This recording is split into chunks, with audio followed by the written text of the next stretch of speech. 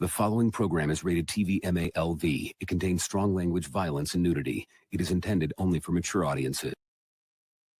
Previously on X-Men. I don't know why you're doing this to me. I ain't done nothing. You had sex with Willa Maston.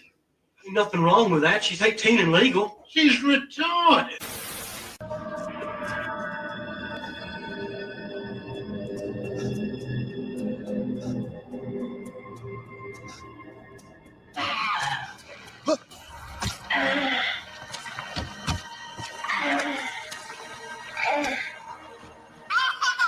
Anyway, I started blasting. Shit. Clarence is gonna. Shit as far as shit. I took a shit, partner. And it's your people up in my shit. Shit, partner. You should be paying me a fee. Shit.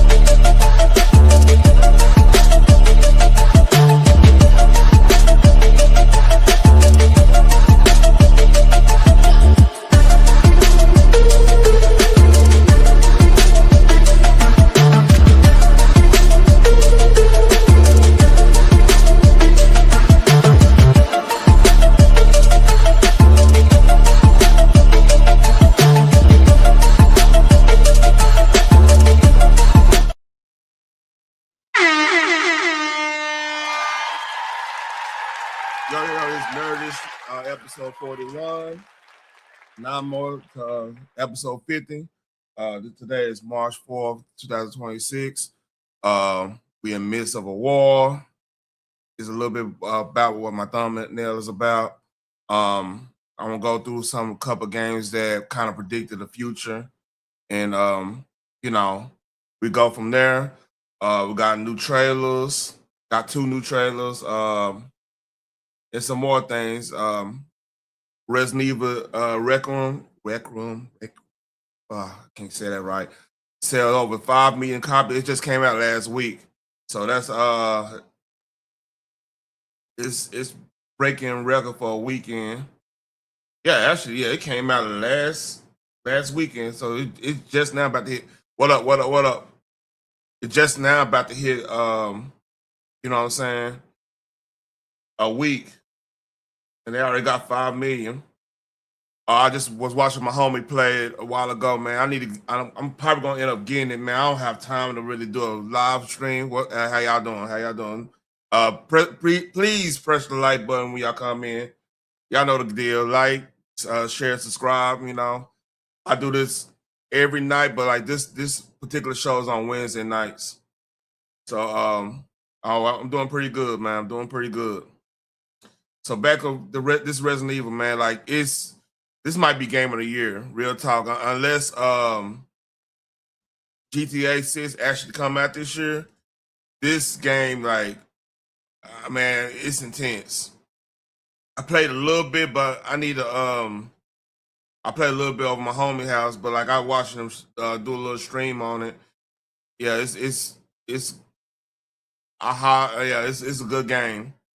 They did a good job on it. You could just tell because like right now, 5 million in within a week. So it might shout this 16 million mark. It might shadow that, man. I'm not gonna lie to y'all. You might be because like right now we don't have a single player game of this quality right now. So basically,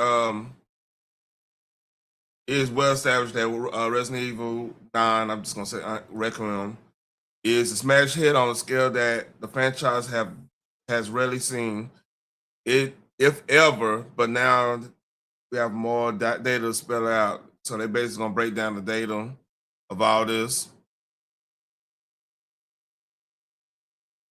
Yeah, it's probably hit close to 20 million. because the word of mouth on this game is crazy. Resident Evil Requiem. I already said 344,000 concurrent players. I think that's on Steam, yeah. And now it has a second one, a 9.5 meta. Ooh, yeah, that's good.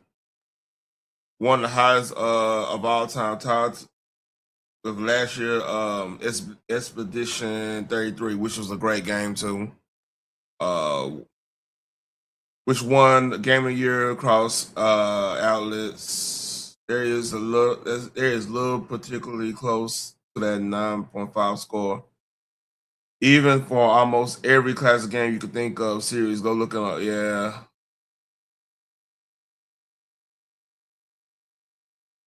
So,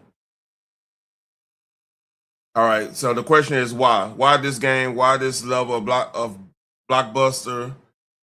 A perfect storm of reason, really. It's base quality, the return of the fan favorite Leon. He was in Resident Evil 2 and 4, and a little bit 3. And not much competition during this release window, make it easily the biggest game of 2026 so far. Also, I think there is a general hunger for high quality single player games in a market full of live service multiplayer offerings every month. So games like this are often getting harder and harder to justify their budgets, even with big sales. But this big, yeah. So a couple gaming buddies I have, man, like I got some friends that's in the development community, and like one of my biggest gripes with because it seems like every game want to be their version of Fortnite with the live service. So for the layman term, live service games is basically like you buy like a multiplayer game. It's always online, and they get most of their money from like you buying skins, like on road, like you buy skins through like their little currency system. Like you buy like whatever coins and then you buy the skins, and that's how they pretty much make their money every quarter. It's good. It's a good business model for like an online shooter, but it kind of kills innovation because like if you're a publicly traded company, let's say like a Tencent, Epic Games, and EA is private now. Tencent is I think it's half and half. So you have like them type of like they publicly traded. There's no incentive to put a lot of money into a great single player experience. Like right now, it's hard. It would be hard to justify spending 50 million, 50 to 100 million in budget on a single player game that might barely make that nut again, pretty much, financially speaking. So yeah, this are normally, but like I think people are ready for them type of games. Like what got people loving Expedition 33 because it was a turn based RPG, which you not gonna find too many of those anymore for numerous reasons.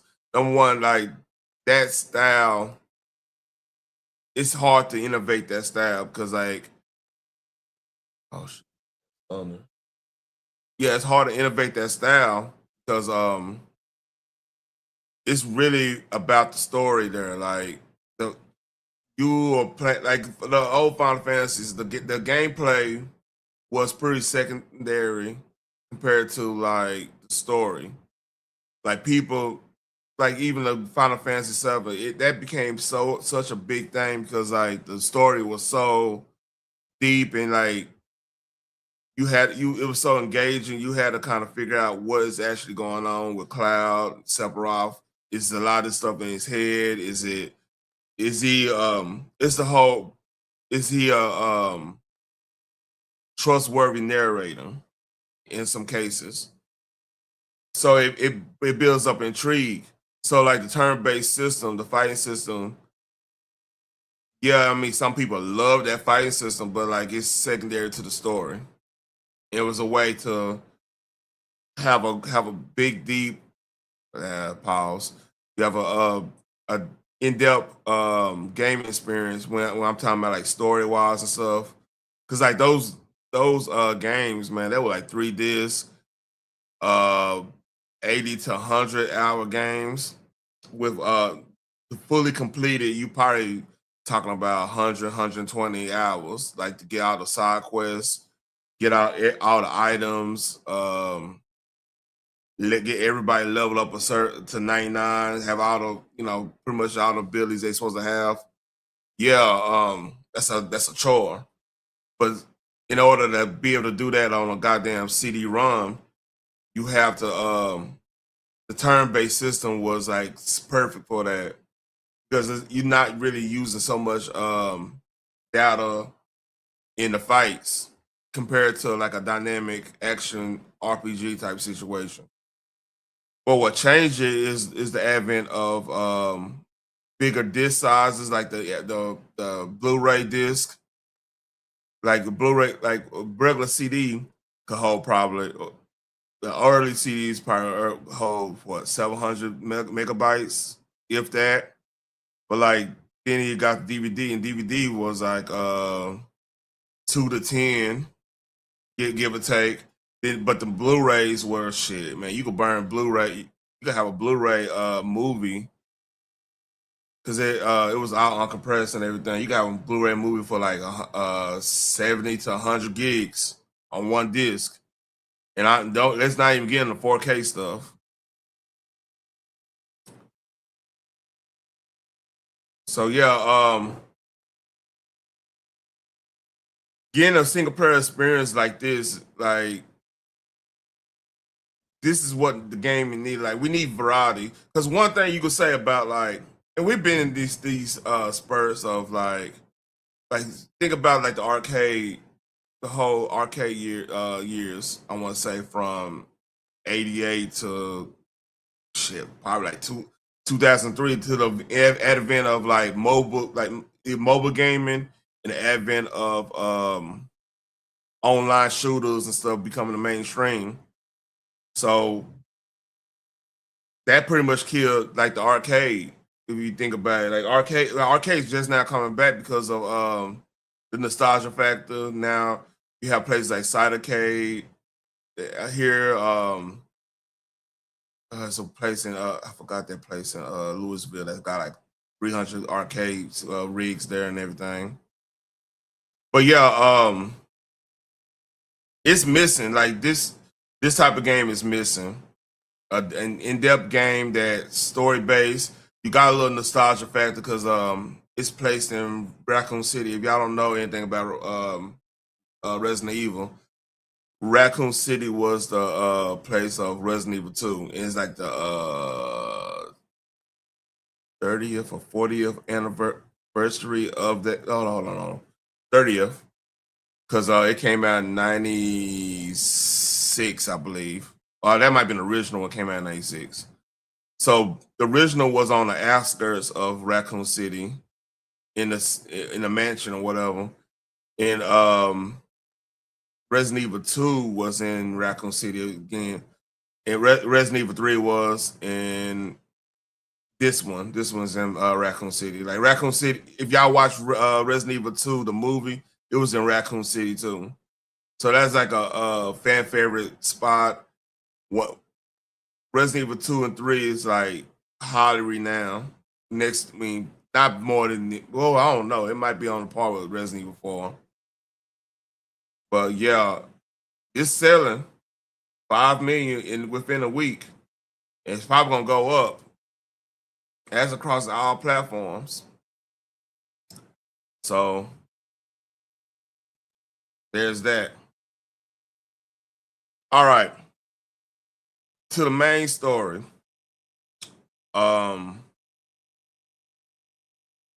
Video games actually predicted some things, some of the situation going on right now. So if you don't know, like Battlefield 3 is renowned for this. Battlefield 3 predicted the whole Ukraine situation. and it predicted this. Did Kang Battlefield says we're 3 special predicted the today. future? We're not on station for some Whiskey Delta ground support. Dask is going to fill us in airborne. Whiskey Dick. Oh yeah, Whiskey Delta Gun Support. That's But funny. we are flying a strike mission over Tehran.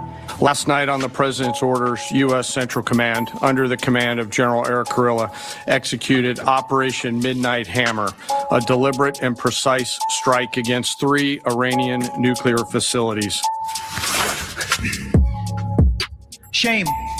You come to our country to murder us, yet we are the terrorists when we try to protect our nation and our people. This is the price you pay.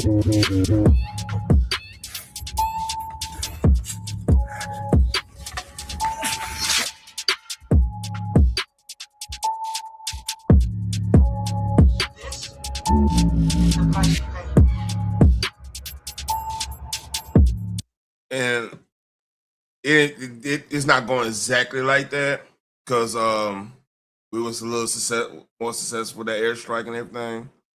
But yeah, that's one instance, and then the conflict between us and Russia in Ukraine and elsewhere, they kind of predicted that. But this one, shout out to Ink Slash. I follow him, man. He a good dude. But this is about Call of Duty Ghosts. And this is eerie. I'm gonna play a little bit of this. Matter of fact, I'm gonna put it in this video in the description. Salute to him, man. Good YouTuber. Was not planning on making this video, and I know we said we'd be working with the new editor, but this thing happened fast, and it absolutely needs to be talked about. Dr. Disrespect has been arrested. Dude, that's not the doc, man. But it looks like Yeah, I know. It looks exactly like right. So what actually happened here is, once again, just like last year, almost this exact same thing happened where Call of Duty predicted the future. If you don't know what happened in the real world over the last couple days, is basically America invaded Venezuela and took their president captive. I'm not kidding. Now, the crazy part about this is this happened in Call of Duty, and Call of Duty called it years ago. But this isn't the first time that Call of Duty has predicted things right. This happened almost exactly 1 year ago, and I made a video on it. So here's what happened. So last year was 2025. It just so happened that Welcome to Top Heroes. It all starts with a small fire. 2 was placing. Call of Duty Black Ops 2 took place in 2025. I know it's weird to believe that now Call of Duty Black Ops 2 is a video game that actually took place in the past. I know, that's weird to begin with, but what's even weirder is that this game was created in the year 2012, and it predicted so much correctly about what happened in the real world in 2025.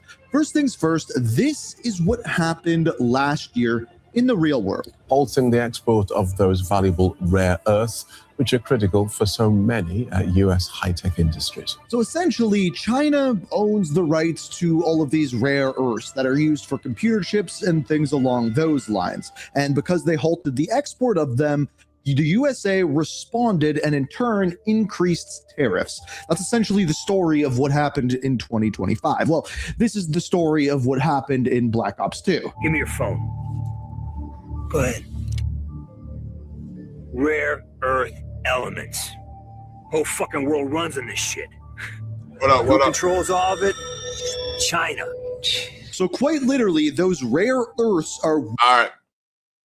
And that goes on part of our foreign policy right now. Like Trump talking about Greenland, taking over, pretty much taking over Venezuela, on the verge of taking over Iran,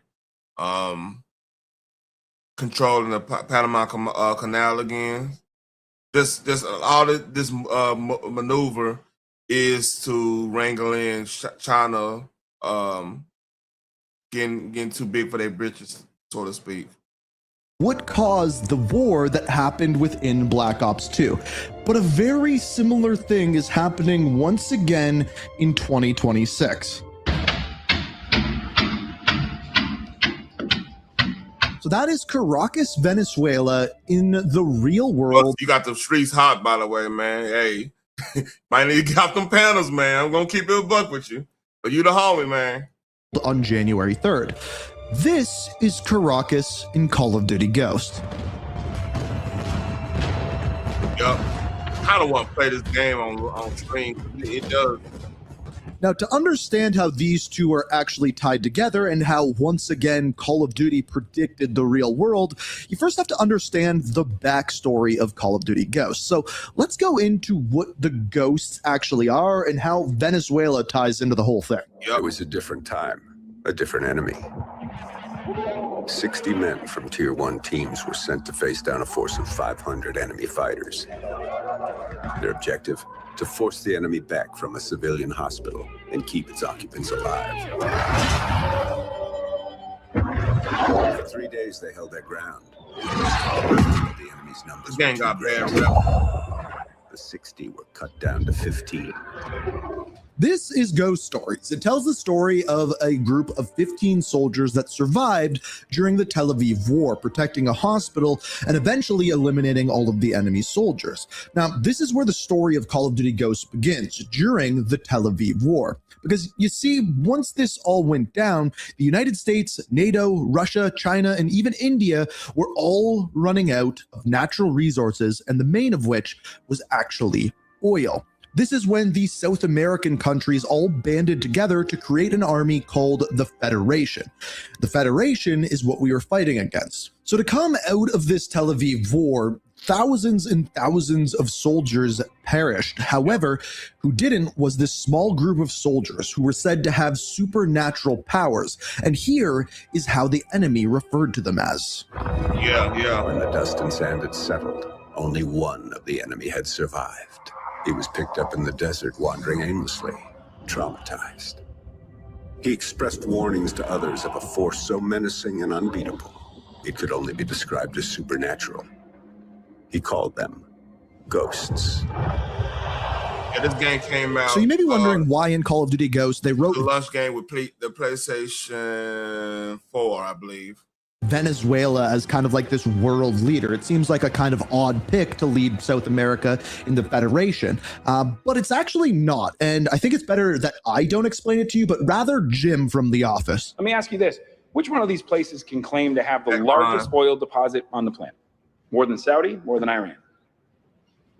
The fact is that Venezuela is arguably the single greatest resource of oil and minerals on the planet. Okay, yeah, I know that was Jack Ryan, but yeah, Venezuela is incredibly rich when it comes to natural resources, hence why the world, once all of the natural resources were kind of out of Saudi Arabia, they joined together to create the Federation Army. That explains why we did what we did with Venezuela. Basically fight back against the United States. So the year is 2016, and it's when the Federation Army is just coming to be. The Ghosts are then sent into, well, Caracas. The man could walk through hell and not get burned. Ghosts were the best of the best, but Rourke was the reason they were feared. We are here for one man. Amalgo, follow my lead. Merrick, AJ, left flank, Alliance, you're with me. So this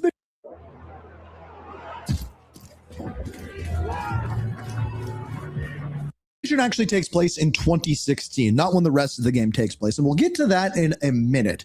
But our characters, the Ghosts, including Rourke, who we'll get to in a second, get sent in to Venezuela to take out the leader of the Federation Army, the general by the name of Diego Almagro. Probably saying his name wrong, but they're sent into the capital, Caracas, to go hunt him down and either capture him or kill him. And by the very end of the mission, this is what takes place.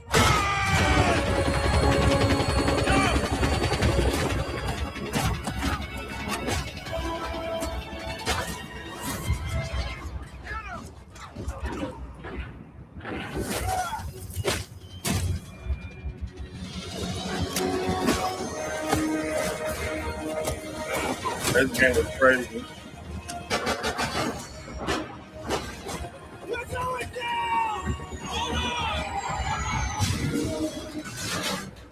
So the leader of the Federation army is killed by the ghosts, but all the while they were going about this mission, the city becomes flooded. And when it does, not just the general is killed, but also Rourke falls and ends up falling into the water. And when he does, he is taken in by the Venezuelans, tortured, and turned from a ghost into a ghost killer. That's essentially the premise of Call of Duty Ghosts. But let's compare this to what's happening in the real world. So in the real world, what has happened, at least so far, is America has gone in and raided Venezuela, specifically Caracas. Why? By the way, I don't know if I ever said how gangster that whole raid was. And this is the crazy part. Trump waited till the Chinese delegation came over there and pulled this shit. It was cold, man. Well, let's ask Jim once again. The fact is that Venezuela is arguably the single greatest resource of oil and minerals on the planet. As we mentioned in Call of Duty Ghosts, this is why the Federation Army was formed. Now, in Call of Duty Ghosts, you go in and take out the leader of the Federation Army. Now, in the real world, this army is called the National Bolivian Armed Forces of Venezuela, and the leader of that is Maduro.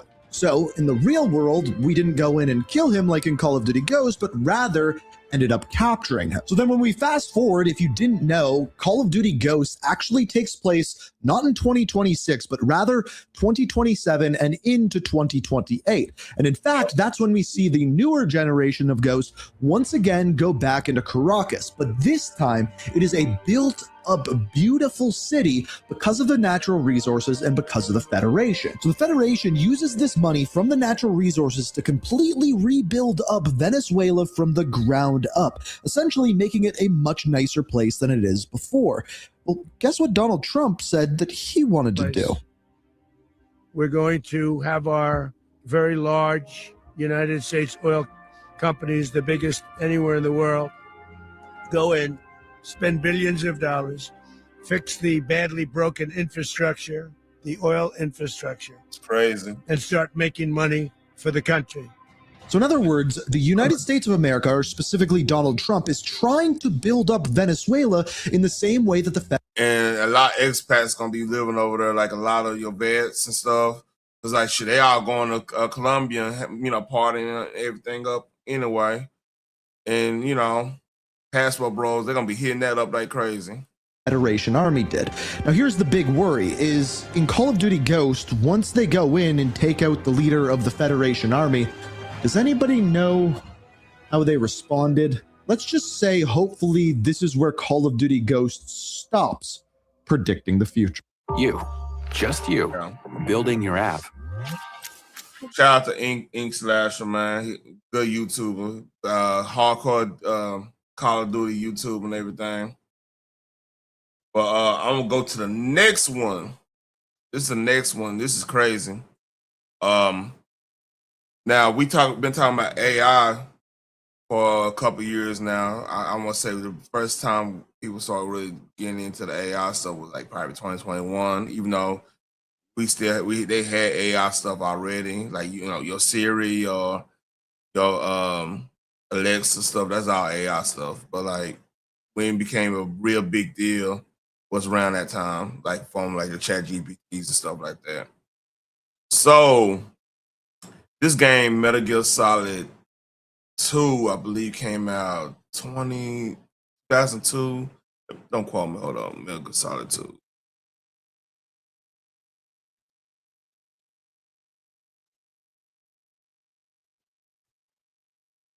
$2001. Yeah, it came right November 2001, Veterans Day. So here we go. Hold on, I didn't mean to do that. So will we. Cut the crap! If you're immortal, why would you take away individual freedoms and censor the net? We succeeded in digitizing life itself. But there are things not covered by genetic information. What do you mean? Human memories. When this scene, I remember me, my brother, he had this game. He had this game on, this was on PlayStation 2. And we were watching, I was watching him playing it, and this scene came up, and we just like, what the fuck is this? Because this This diatribe was like a good 10-minute diatribe of things that now we living in. Like, you got to think about 2001, how the internet was in 2001. Like matter of fact, even when 9/11 happened, I never forget this. This is my 9/11 story. So I was in computer class when the first planes hit. So everybody thought it was like a accident or whatever. I think I told this story before, but I'm gonna say it again just for context. So it was on Tuesday morning because like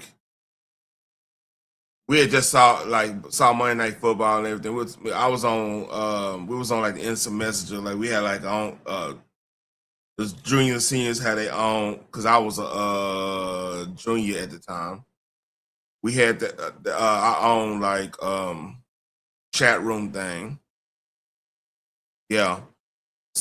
So we was over here just, chatting up, talking about like the weekend and shit, getting things lined up for the next weekend, because we, upperclassmen and shit, right? So yeah, we found out then the second plane hit. So pretty much on that day, I spent so much time on chat rooms from AOL back in the gap, because like AOL was it was in a heyday. 2000, that's right before MySpace came in, and I think Friendster was still alive, but like nobody really fucked with Friendster unless you was like older and stuff. But like everybody fucked the Yahoo chat and AOL Instant Messenger at the time. So yeah, like, and the internet back then was Wild Wild West. Like you get to say anything. There wasn't no cancel culture. There wasn't no type of censorship type situations. Like it was Wild Wild West. Like you had to really watch out, because there was a lot of times where like you could be, you think you talking to like a person your age. That'll be a grown ass woman. That happened a couple times back in the gap. I ain't gonna front with you, you know.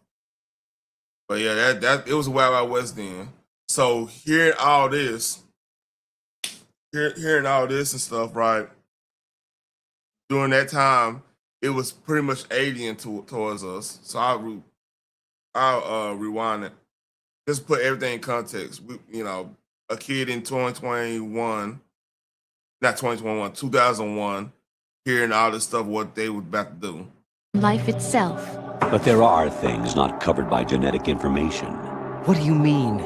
Human memories, ideas, culture, history. Genes don't contain any record of human history. Is it something that should not be passed on? Should that information be left at the mercy of nature? We've always kept records of our lives, through words, pictures, symbols, from tablets to books. But not all the information was inherited by later generations. A small percentage of the whole was selected and processed, then passed on. Not unlike genes, really. That's what history is, Jack. But in the current digitized world, trivial information is accumulating every second, preserved in all its triteness, never fading, always accessible. Rumors about petty issues, misinterpretations, slander. All this junk data, preserved in an unfiltered state, growing at an alarming rate. So we talk about like these needless like rumors, beefs, everybody fighting out this stuff. What AI sees in that, like just basic computer, like how AI is basically like a big ass computer. So like on your computer, right? If you got waste, like you got a whole bunch of stuff in your fucking recycle bin or something like that, or like a whole bunch of temporary files and stuff. Sooner or later, your computer gonna let you know, hey, you need to get rid of this. This stuff is useless. This is junk. If you need to free up space. So AI look at that the same way. Like AI is gonna, I mean, it depends on how it's programmed, but it's gonna see like these needless beefs, these little situations they don't really understand. They're gonna look at it as trash data. And that's basically what AI is gonna eliminate that, even though that's something that's part of the human experience, like you interacting with somebody else and you having a certain type of reaction. Either it's like you angry at them, or any type of react, that they're not gonna take that and use that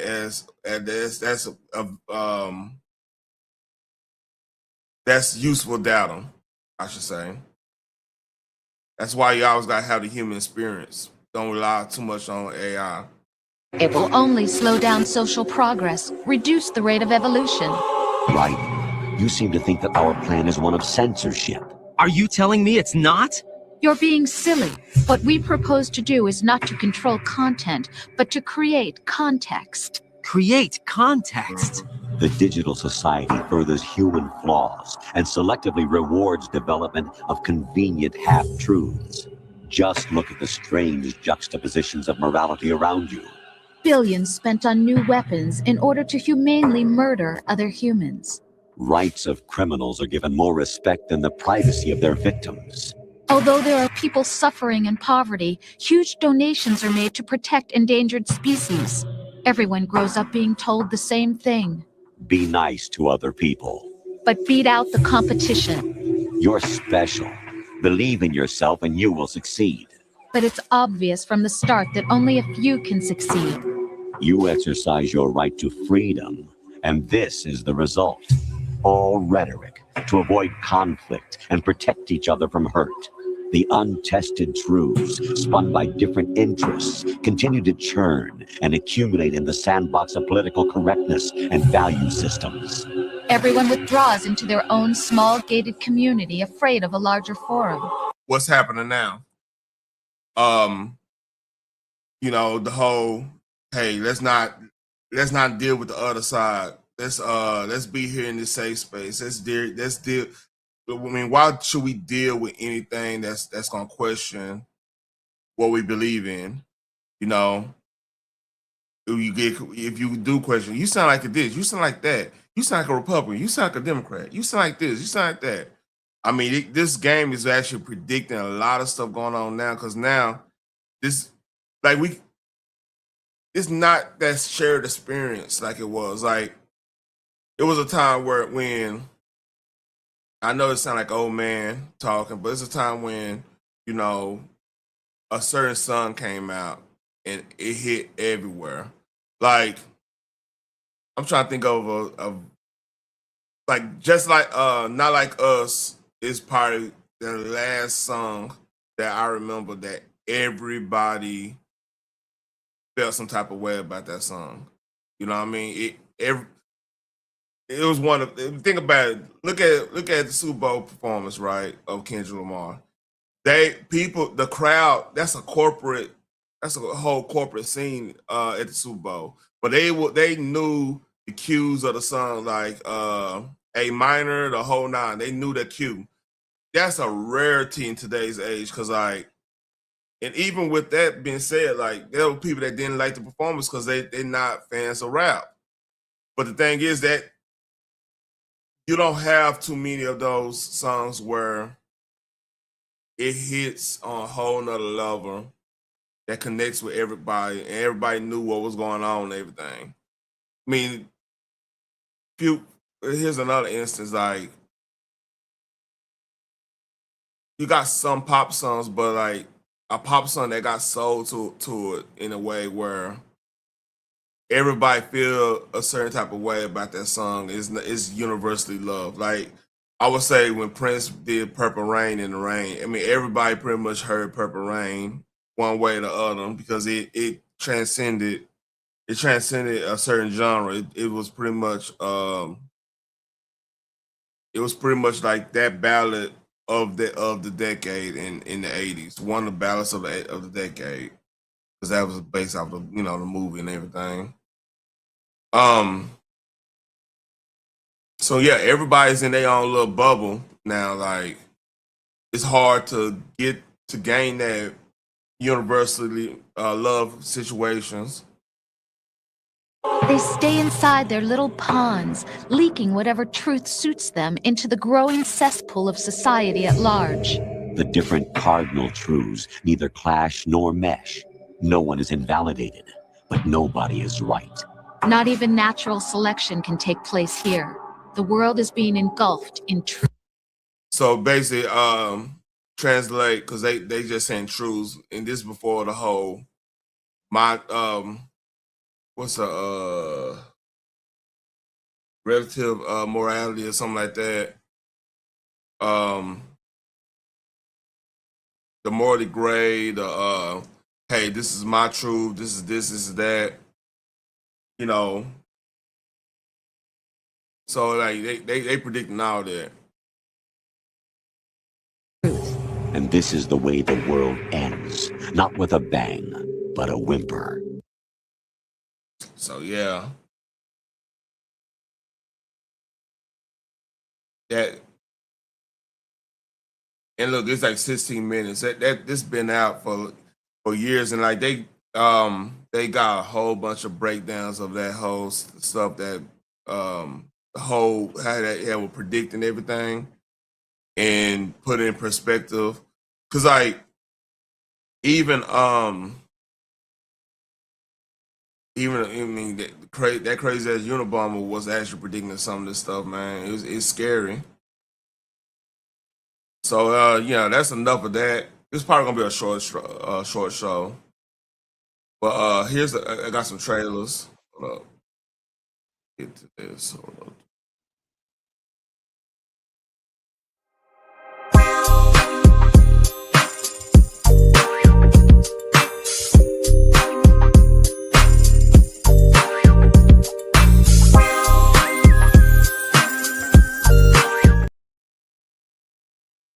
Sorry, we're all out of half and half. You can only do an exchange. No, breadsticks are extra. I'm sorry, ma'am.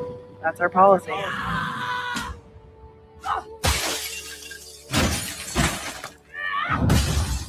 The fuck is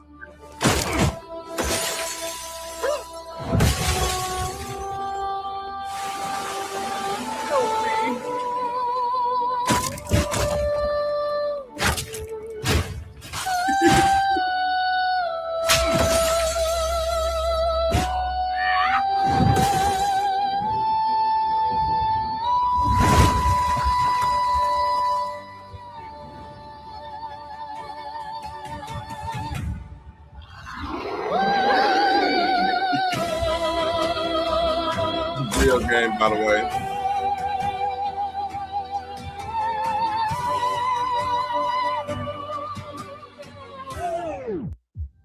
Sorry, we're... So that is Karen, the video game. Crazy. And one more of this.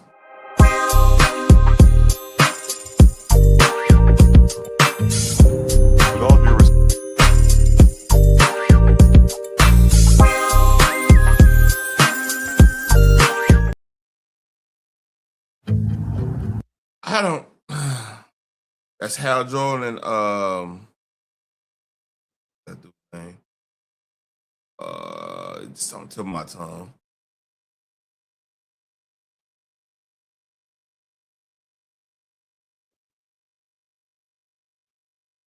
Jon Stewart. So Jon Stewart ended up being with Hawk Girl and Vixen.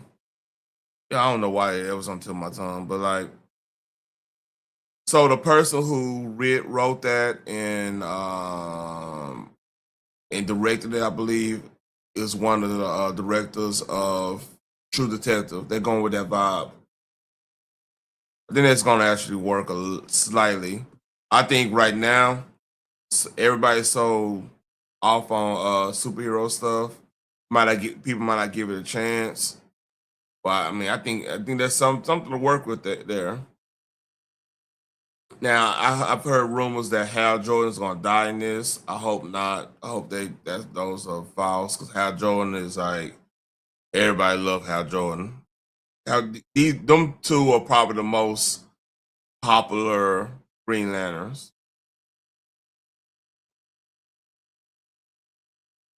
So that's the trailers. And speaking of the Karen one, like that shit's crazy. Like that's right now, that's very controversial because like you got people saying, saying the obvious things. Maybe it's a little this, a little that, Then it's a caricature of people. It's controversial, the Karen gang. And yeah, I don't know how to feel about it. It's funny to me. Slightly. But hey. I'm gonna leave it with these two last stories, and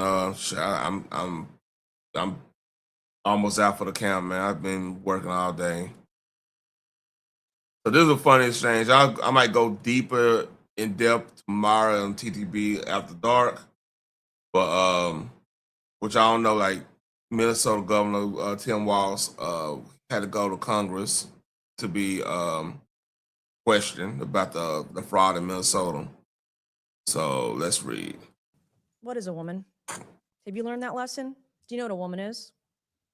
I'm the governor of Minnesota, Congressman. You know what a I'm not woman here is? to be your prop for your obsession. So I if you taught middle can't school, your define what a obsession. woman is, you certainly can't define what fraud is. If you can't even define what a woman is, you can't define fraud. How much money was spent on autism in Minnesota in 2017, Governor? I don't have those numbers in front of me, Congresswoman. Did you prepare for this hearing today? Did you I do did. any preparation I take for this hearing Congress today? seriously. And you've seen the numbers about autism fraud in Minnesota. So we're going to do some Minnesota math with you today, okay? Are you ready? How much money was spent on 2017 for autism in Minnesota? How much? I don't know. I wasn't the governor. Okay. Did you not just say that you prepared for this hearing today? Oh, $1 million. that's amazing on Google his search ass. or using your AI could tell you $1 million was spent. How much money was spent on autism in Minnesota in 2024? I don't have the number in front of me. As Were you governor in 2024? I was, but I'm not the Okay, head so of your HHS. excuse before that you didn't know what 2017 autism numbers were because you were not governor, and today you can't answer the numbers about 2024 as governor, and you still said you prepared for this hearing today. It's unbelievable. $343 million. Dang. So yeah, we're gonna talk more about that tomorrow. That's just a little sneak peek. And I'm gonna leave off on this. I after this, I really don't have too much to talk about. But Drewski was on Breakfast Club, and this was pretty funny.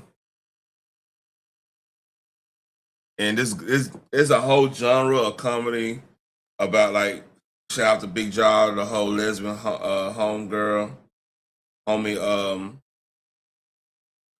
skits and stuff.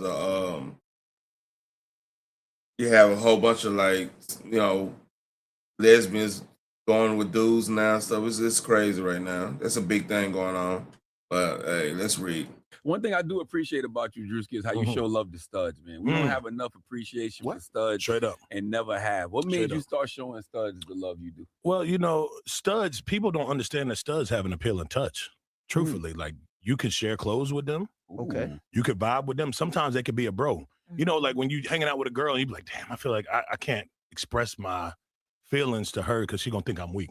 Studs, they understand that. They got periods, bro. You know what I'm saying? So it's like talking to your homeboy, but with like feelings. It's like talking to a homie, but you can also hit on the side if she with it. You never know. Sometimes the studs, they be sneak dicking. The studs, they don't tell y'all that. That's what I'm saying. They don't tell y'all that. Studs be sneaking. There's a whole group of people that are like. Yeah, it's called really sneak into dicking. studs. It's a whole thing. It's a term. They call it sneak dicking. Studs call it sneak. One thing I do appreciate. Yeah.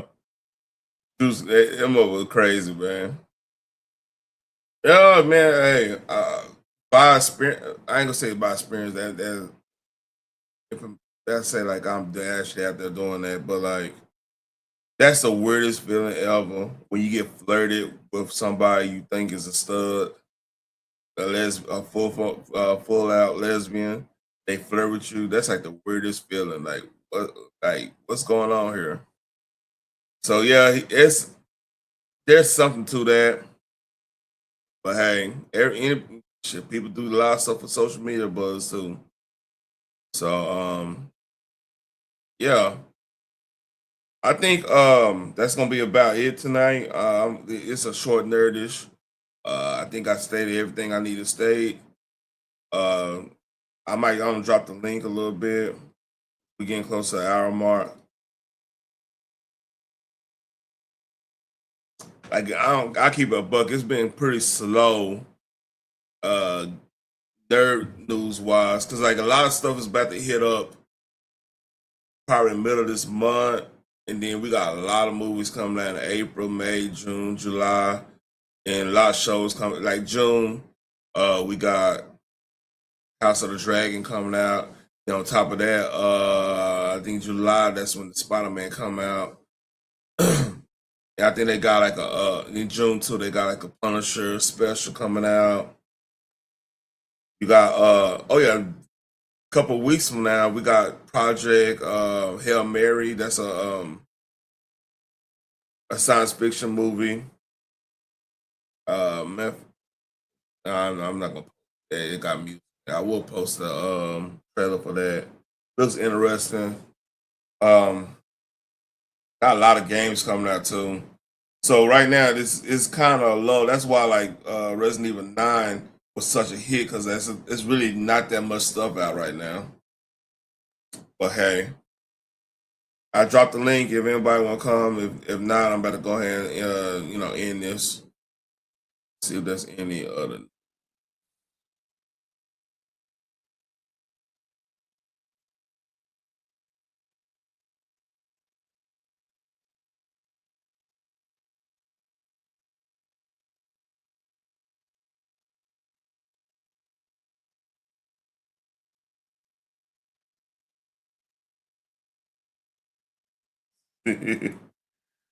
Yeah, I gotta do some sports stuff on my sports channel. It's almost free agency too.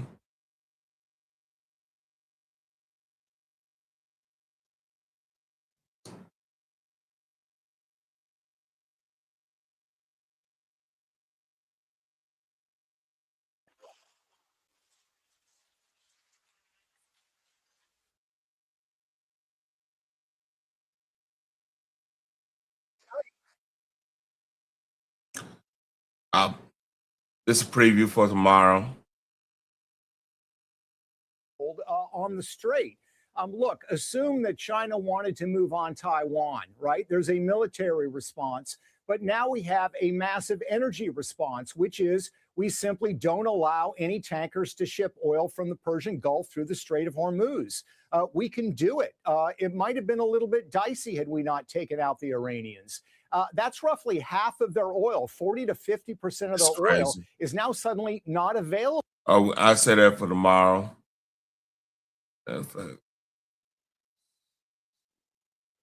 Say that for tomorrow.